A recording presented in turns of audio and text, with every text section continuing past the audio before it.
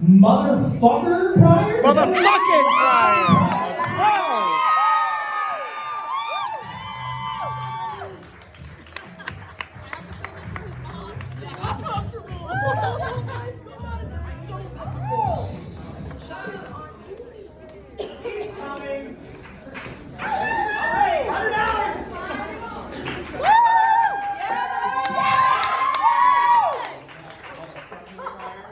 Let's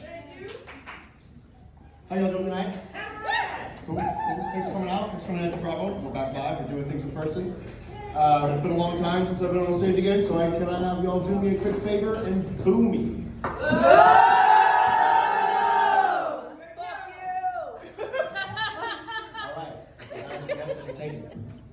A little bit about me. I grew up Mormon in the boonies. A few of you might be familiar with Tri-Cities, little 3 towns about 3 hours away from here. There's another town outside of that town called Benton City, and I grew up about 5 miles outside of that town.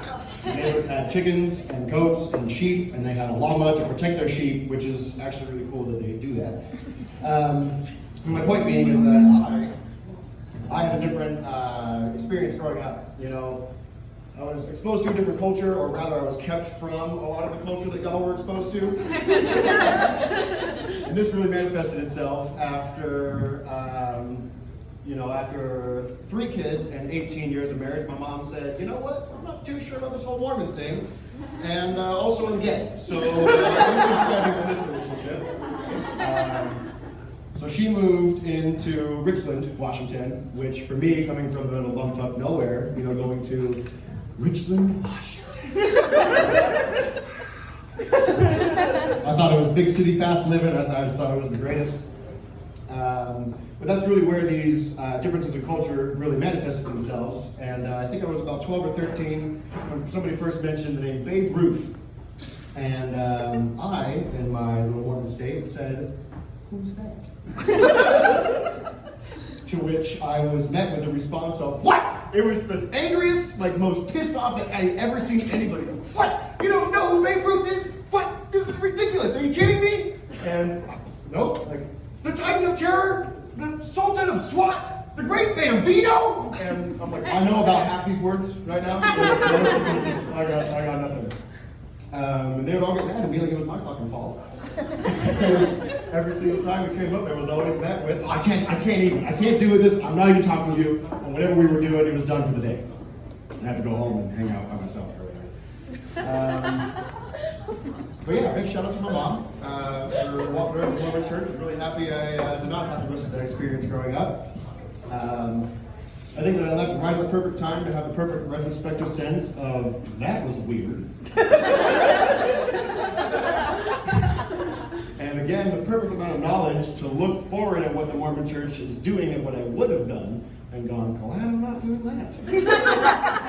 Because when I grew up, as a youth in the Mormon church, or the LDS, as they call it, the Latter-day Saints, we did baptisms for the dead, is where you get baptized 10 times in the name of dead people, so that when they're in spirit prison, that they can choose to accept. It's a whole fucking thing. It's a plan of happiness. It's a whole. I love talking about it when I'm drunk. I always do more missionary work when I'm drunk than when I was actually in the church. So yeah, glad I had that, and I'm glad I missed out on a lot of the stuff that the Mormons are doing now. Specifically, I missed out on Trek, which is where you reenact the moving from Missouri to Utah in hand carts, wearing homemade clothes and shitting in a bucket for a week. I missed out on that. I missed out on the cultist things, the rituals that they do in the Mormon temple. It's as borderline, as close to a cult as you can get with the church, but still being organized religion. They do whisper names through curtains and secret handshakes and stuff, and I'm glad I'm not doing it. But I also am glad I missed out on the secret Mormon underwear that protects you from bullets, fire, and Satan. Probably sitting in that one, otherwise it would really working. Is it really protecting you from everything? And probably the biggest thing that I'm really happy I had no experience with is soaking. Hey, we're playing the Mormons this weekend in football, so if anybody wants to make a sign about this, please do. Yeah, soaking is like, it's sex, but it's not. It's like, it's their way around sex where it's not actually, it's kind of like, it's the LDS poop hole loophole. It's the LDSPL, if you will. Where I just, it's a little bit of, it's just,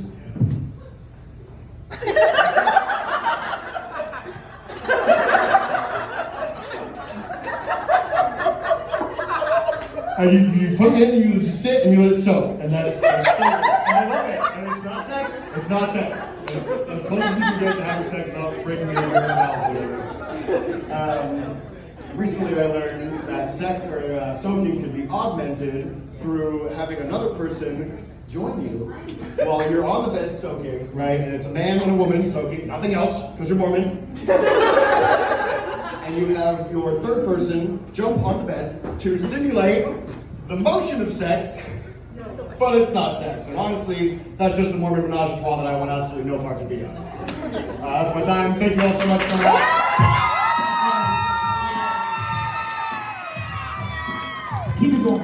Max. Motherfucking